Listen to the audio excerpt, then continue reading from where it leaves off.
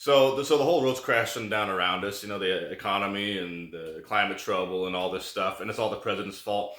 And I just love to scream at the TV while I'm sitting on my nice couch, and I can, pull up my phone and just, to bring it down just 2 degrees because it's just a little bit too hot.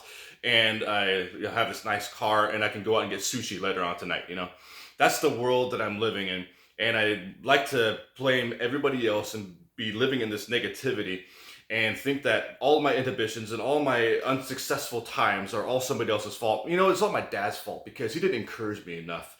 And so as a result, I hang my head low and I like to blame him for all my problems. And then as I was growing up and I got married, my marriage was falling apart. I like to blame it all on my wife. It was her fault. And then one day I started to realize, like, hold on now. And I learned this principle to stop being weak sauce, to actually find the gusto to get up and start moving. I learned about cultivating my field. It doesn't matter what's going on around me. If there's a drought, then you get a shovel, you go to the river, and you dig a ditch all the way to your property to make sure that your property is going to get the water that it needs. But the thing is, we got the best weather that there's ever been. We're in the greatest society. We're in the greatest times technologically. We got all this stuff going on. Meanwhile, divorce rates are skyrocketing. People leaving their kids, and they're blaming everybody else, and they don't have enough money, and there's always somebody else to blame.